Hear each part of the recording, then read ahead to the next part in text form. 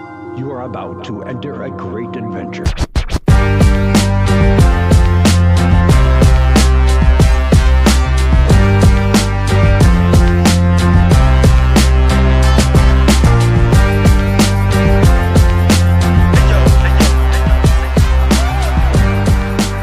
This is Strutting from Gorilla. Well, coming to the Lexington Venue, Saturday, August 23rd, Raven, Nevermore, the Raven Effect documentary. It'll be at 7:15, a meet and greet right before the documentary. Tickets available now, Lexington Venue, and we are honored today to be joined by Raven here talking about Nevermore, the Raven Effect. Raven, thanks so much for being with us. Really appreciate it. Thank you for promoting my documentary. Yeah, I'm so excited about this. And, we had a little bit of a sneak peek and we saw parts of it. Can you tell us how the film came about, Raven? Yeah, it's kind of interesting. It's a short story, though, but I was on Steve Austin's podcast a couple of years ago, and this director of documentaries, he did the Bob Probert one. It was pretty highly acclaimed, and he did one on Charles Manson. He called me up and said, just either called me or he emailed me, I forget, one of the two, and just sent me a note saying that he thought I was an interesting person and would I like to make a documentary, be part of a documentary of myself. And I'm like, yeah, well, let me talk to you. And so the guy just basically cold called me and said, I want to make a documentary of you. And I looked at it, the Probert one, and I saw how good it was, and I was like, yeah, I'll do it. The guy's talented. The guy's really talented. Yeah, what was it like? What was the process like filming it? How long did it take to do all of it and continue and finish it? It took like 6 or 8 visits, like a couple visits to meeting me on the road, at shows and stuff, and about 4 or 5 visits to my house, to spend like 3-4 hours a day, talking and filming and stuff like that. Yeah, I guess he wants to film. I bet he filmed enough for, I haven't asked, but I bet there's enough for part 2, part 3 as well, But it does its job. I mean, not to put it over that strongly, but it really is good. I mean, it's really good. It's painful to watch. Like for me, because I told him I wanted warts and all. I wanted my ups and my downs. My baggage. My physical and mental struggles. Physically at this age, I'm 60. I had 2 knees replaced in the last couple of years. I had a shoulder replaced, and I was just beginning that process. So there was a physical infirmities talk about, and then mental. I have ADD, histrionic personality disorder, and narcissistic personality disorder. And so digging through all that, going back to my childhood home, he wanted to drive there and get some shots there. So we filmed some stuff there out in front of there. We knocked on the door, and luckily the people were wrestling fans. He walked up and he's like doing a documentary on Raven. They're like, I'm like, so I had to get out of the truck and I walk over and they're like, oh, it is Raven, So luckily they were fans. So, but so it's, painful parts of your past, you know what I mean? And then having it all condensed into a 2-hour nugget of highs and lows is it's painful to watch, And then it's like he'd make me watch it, to see if I wanted to what I wanted to make changes, if I wanted to if he thought I was on the right track, I thought there was parts that needed to be visually changed, shots of certain wrestlers, as opposed to when you're talking about one thing, you know what I mean, and it has somebody else on the screen, or lines of thought, and so I'd be so I have to watch it again. And he's like, I got to give him my notes and stuff, and I'm getting a little emotional about it now, It was a lot of stuff, It was it's a heavy duty thing, Yeah, you talk about your whole life and your career in there, Raven, and it's a very impactful story for a lot of people to see. I mean, you had quite a story career in professional wrestling. One thing I wanted to ask you, you had a comfortable job, and I know you talked about it in the documentary with the WWF in the early 1990s, with Vince McMahon in the office, and you made it clear that you wanted to go back into the ring competition. Can you talk about the challenge of transitioning from the Johnny Polo character into the Raven character, where you kind of found that niche in ECW? Yeah, well, I wrestled before I went to WWF, and they brought me in as a manager because at the time I was 220 pounds, which was small for the business at the time. At that time, everybody was 260 or 270. Like now I'm 245, 250. That's what I spent most of my career at, like 240. But I was still young, and I was like 220, and said he wanted me as a manager, which I didn't want to do. But I'm like, well, I'm not going to pass up going to the WWF. So then they made me Johnny Polo, which I didn't like, but I feel like I did some good work as him. I made it as good as I could, considering it wasn't what I wanted to do. But then when he took me off TV, when he had me like stop managing and just become a producer, because he made me an associate producer and was grooming me for the booking committee. But I didn't want to be in the office. I didn't. That's not what I got in the business for. So I wanted to become, I wanted to wrestle still. I'd only been in the business like 3-4 years at that point. And I was already a producer for Monday Night Raw, an associate producer of Monday Night Raw, and being groomed for the booking committee. So I quit. And, but at first I created this character, Raven, based on my own life.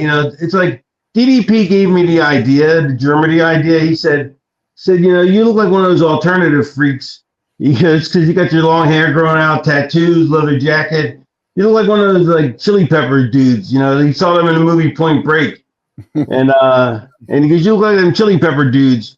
Because you got to go in that direction. I go, yeah, but I don't want to be a tough guy. Everybody plays a tough guy. I like being a chicken shit heel. You know what I mean? The kind that backs off and cowers and goes, hey, don't hit me, and then hits you in the face.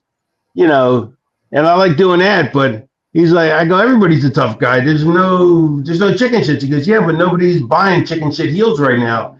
He goes, you got to be a tough guy. I go, oh, I'll be a tough guy now. I was in the Marines. I can be a tough guy, and so I made Raven, and I made it out of my own personal baggage, and created it, and then the rest is history. Yeah, I think that character is so prolific. It's just like so unique for the time. Do you think, I know there's sometimes a fine line when you play that character so well, it translates into your real life. Do you think that accentuated into your real life as well? Yeah, good question. That's a great question. Like art imitated life, but then life starts to imitate art. And I started becoming more depraved. The more Raven seeped in, the more I pulled Raven out of my childhood traumas. The more I pulled it out of my baggage and pain, the more it's like Raven's like me times 100, me times 10 to the 10th power. You know what I mean? Except then Raven, Scott Levy started becoming Raven more than the Raven that was inside of him that he was letting out. I started letting out way too much, and it enveloped me, and I became way too, addicted to drugs and alcohol and, the wine women and song, the whole 9 yards. And, but I'd always been like a party person, but this just got way worse. And, and I started injecting drugs and that's when I knew once I started injecting, I knew I'd be getting clean. Like once I got clean, I'd go cold, clean and sober. I mean, once I got done through this stage, if I survived it, I'd go clean and sober, and which I've been basically for the last 20 years. Did you have any particular talent you really enjoyed working with the most, and why? Yeah, I loved working with Sandman and Dreamer. we all got our names at the same time. You know, like we all got big together. And we just all were, because of the feuds we had, I put my feud with Tommy and my feud with Sandman up against any two feuds in the history of the business. You know, I mean, I think they're that good, and not because I was in them, but because I think they're that good, you know, and they're clever, they're creative, and because of that, the bond we made, you know, in the ring and outside the ring, were, you know, it makes for ideal partnerships in the ring. Yeah, speaking of the Sandman feud that you had, I know, and you probably talk about this all the time, but the controversial piece where you put him on the cross, you know, we hear a lot of stories about it. Yeah. Can you talk about that a little bit? I think that really, like, it stood out, and it got people to say, hey, this guy Raven, this is who he is, you know? Yeah, I had one day I woke up and I couldn't get out of bed, and it was mental. Like I just was I didn't know why, but what had happened was I'd gotten rid of all the responsibility in my life. So all I had to do was show up, wrestle, and that was it. And nothing, and like I could avoid working out because of my outfit I wore, and I could avoid pretty much everything. And I couldn't get out of bed because I was so mentally, you have to have responsibilities in life. You can't just avoid all of them. And so I went to a rehab joint to get clean. And when I came back from that, I wanted to make an impact. And I got clean, and then I went the day I got out, I got right back on alcohol, started drinking right away. And so it didn't but I wasn't ready to get sober yet. I was only ready to deal with the issue of not being able to get out of bed that day.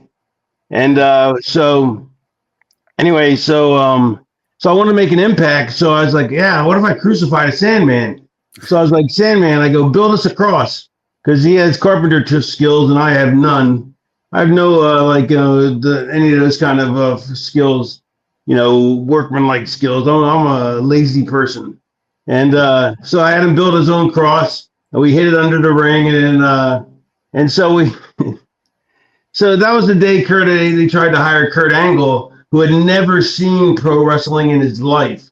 Like, had never watched it. Which is weird that he became possibly maybe the greatest worker of all time. Right. You know, and he'd never seen wrestling up to that point. And so he saw that, and he was just aghast, you know, like, you know, I'm using it as the iconography of, you know,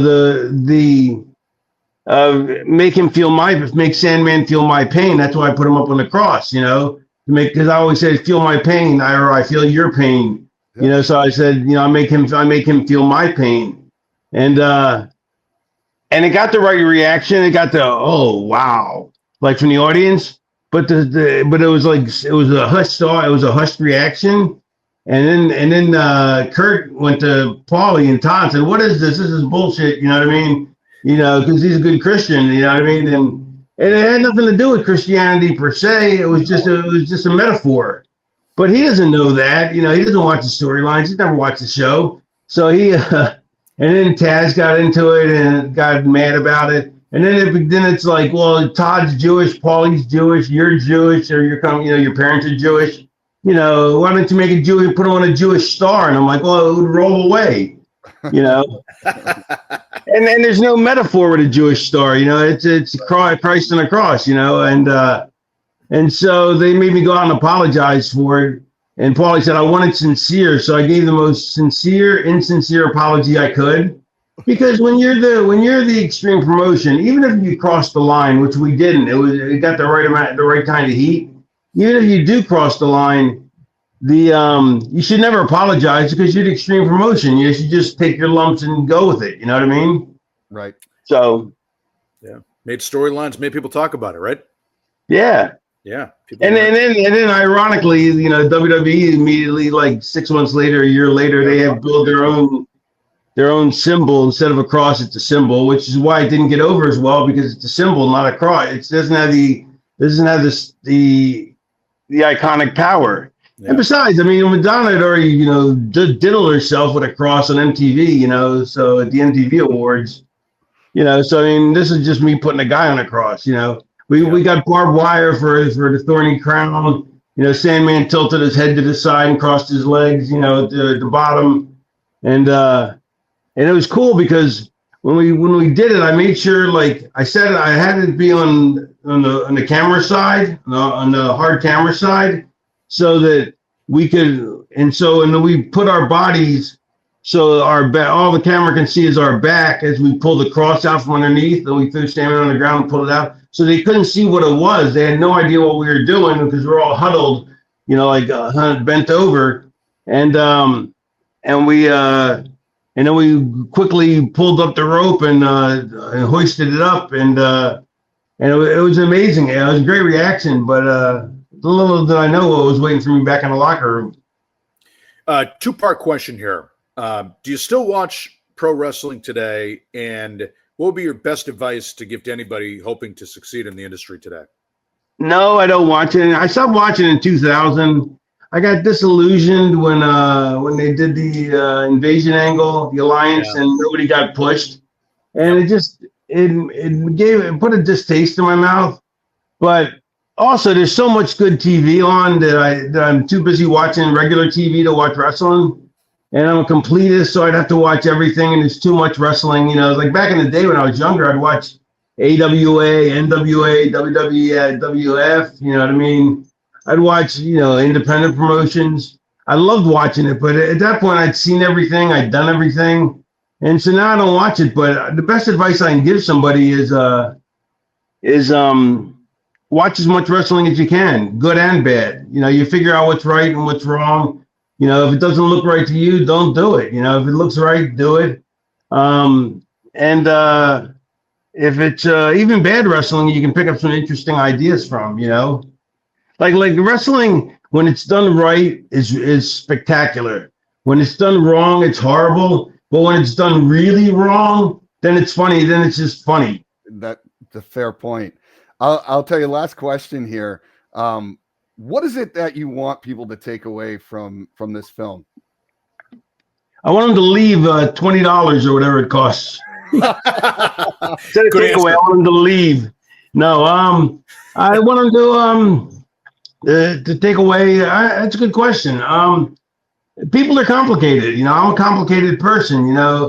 People have an impression of me that they get from TV, and when I was in my career, one of the best compliments I could ever get was when people would ask my friends, they'd go, "Is he really that big of a dick?"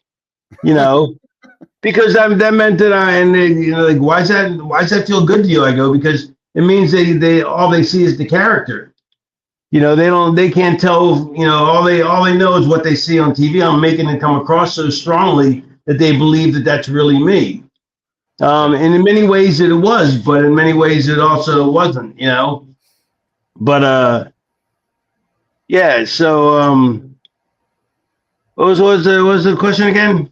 It was just what people wanted to take, what you wanted people to. Oh yeah, what I wanted to take away from it. Yeah, just that people are complicated, and if you have mental illness or physical infirmities, don't let it stop you. You know what I mean? Yeah. Like if it wasn't for my mental baggage, my constant need for attention, my ADD, I wouldn't have became the star I became. It also alienated me from people, and it caused me to always have to prove I was the smartest guy in the room, even when I wasn't, which is really aggravating to be around.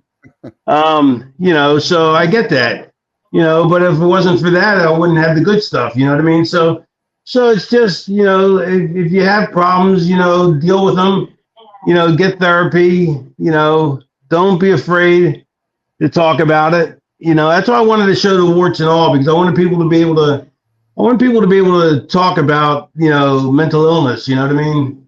Not that I'm mentally ill is just a strong term. I hate that. It's everybody has problems. Everybody has issues. That's more what I'm. And if you have issues, don't let them get in your way. Get help and work on them.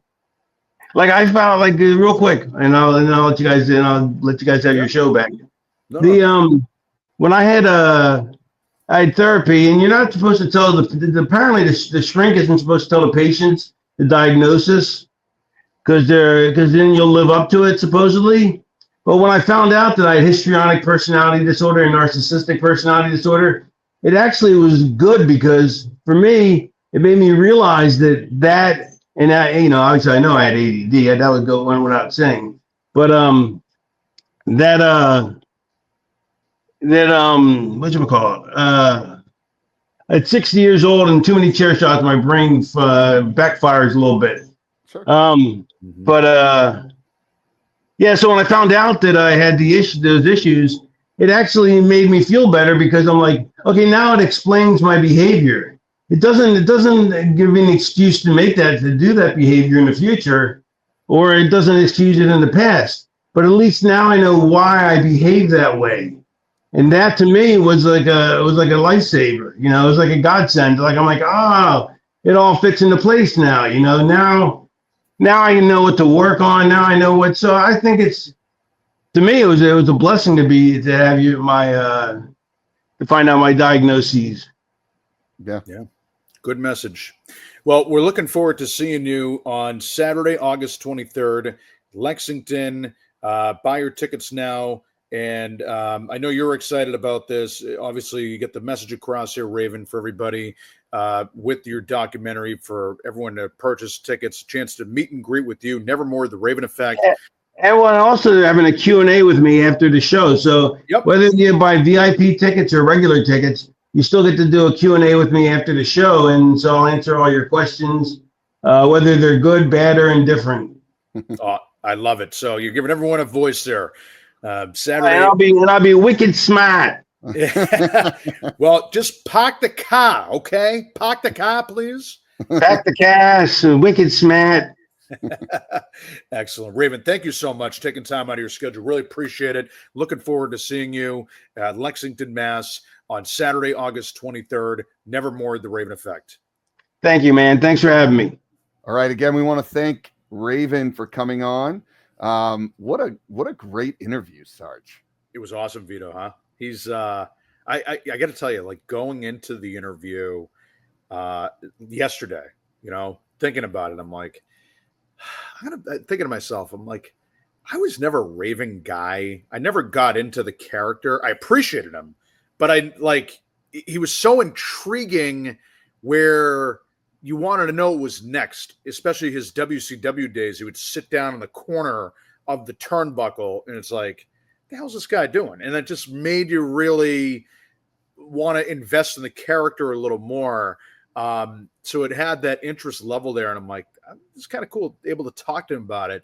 And knowing his creative background, his mindset, especially his early days in the 1990s, working with Vince, being a producer of Monday Night Raw, and was not able to fight in the ring like he wanted to, and to absolutely have his career explode after that. It's pretty remarkable to do that there. You leave a comfy job at WWF in the office, one of Vince's lieutenants, essentially, and there you are. Now you're restarting everything. So good for him. He got out of his comfort zone, if you will, and able to do what he wanted to do. Yeah, no, I agree. I think it's one of those things where it's like he invested in himself, right? And he wasn't happy with what he was doing. Yep. And went on. And did you know that Raven, and I meant to bring this up when we were talking to him, but we ran out of time. He's the only wrestler to have an action figure with WWF, WCW, ECW, and TNA. Wow. That's a great fact. Yep. So now we were obviously promoting his show at the Lexington Theater, which we'll still be doing, obviously. Lexington, Massachusetts, Saturday, August 23rd. He mentioned meet and greet, and the show time is at 8 o'clock. You can buy tickets, LexingtonVenue.com. Purchase your tickets right there at LexingtonVenue.com. But the following day, what happened? Vito. There we go. Sorry about that. I thought I crashed out. The following day, he is going to be at Kowloon with Matt Cardona and the major FW pod. So that is heavy around action figures. I'm sure that topic will be brought up right there. He's the only one of all three right there. So Yeah. No, that'll be great. I was really excited to have him on. Unlike you, I was a huge Raven fan. Really? I followed him in ECW. Yeah. And it was such a, that was all around the time where it was like cutting edge shock TV, right? Yes. So he brought this persona that was just very different. You didn't see that like almost like gothic style character, and I think it related to a lot of the teenagers at that time, and really then brought that into WCW, which was more mainstream. Most people, if they think of Raven, they probably think of WCW, right? Yes. With Raven's Flock, but it pretty much was a character that was stolen from ECW with Paul Heyman and Raven, coming up with it. So very interesting stuff from him. I thought he gave some great detail into how his character kind of pushed his life. It was centered around him, but it then in his real life kind of amplified what he was doing, where you hear that a lot. Like all the good characters have that real life trait, Sarge. Like you think about Stone Cold. Right. He always says Stone Cold Steve Austin was me, Steve Williams, amplified times 10. And in this instance, it almost was the other way around, where Raven kind of helped amplify Scott into his real life situations, which is very unique, but makes a lot of sense. It does. And I'm really looking forward to seeing the whole rest of the documentary here. Talking about his life, how he was brought up. And I think there's some, like you said, there's some real life stuff there into his character that was brought out on screen. Some comparisons too, I always think about when I think of Raven, in that time there, late 90s, early 2000s with him in the WCW, the height of his character, I guess you could say. Guy I think of right away, Kurt Cobain, kind of had that same look to him, right? That's exactly it. Yeah, that grungy style. Yeah. And then like the Crow, remember that? Yep. And he has, if I were to describe Raven to someone, a wrestling fan that didn't know much about him, he's kind of got a mix of Jake the Snake Roberts with his mic skill and psychological, and the Undertaker with the gothic dark side. So it's a little bit of mix of both of them there. And actually, talking out loud right now, Vito, I think that would be a hell of a match. Raven and the Undertaker, or Raven and Jake the Snake. Yeah, no, I think that'd be a great little feud. I think that's a great comparison, Sarge. Yep. One thing I'm a little sad, I've mentioned it before. Mikey Cash is like the heartbeat of Strutting from Gorilla, right? And he wasn't here. He wasn't able to partake. He's on vacation. I know. But I wish he was here. Not only just in general, I wish he was here, but his therapy background would have really been awesome to have during that interview. Cash would have ate that up. I'm sorry, Cash. And he knows that this was all based on availability. And, and these guys, we're promoting his show. Even with Sol Ruca the other day, you're working in the window that the public relations people give you, and whatever they give you, you take. It's how it is. So, sure, absolutely. Inside baseball, the people that are watching here, like, it's not our choice. What they give us, we get to strike while it's hot. Sorry, Cash, you're on vacation in a third world country. We can't get you. Well, listen, Sarge, as always, it's a pleasure to have you on too. Anything else you want to say before we wrap it up here? Buy your tickets. Buy your tickets at the LexingtonVenue.com for Raven, Saturday, August 23rd. Going to be a great show. Like you said, the meet and greet and the Q&A is included for everybody. Even if you don't do VIP, Q&A is included. So $30 for the movie and the Q&A, $100 VIP. Details right there. LexingtonVenue.com. Check it out. Awesome. Appreciate it. If you're listening, give us a like and a subscribe. Follow us on social media. We really appreciate it. We'll have more podcasts coming out as we move forward. As always, keep on strutting.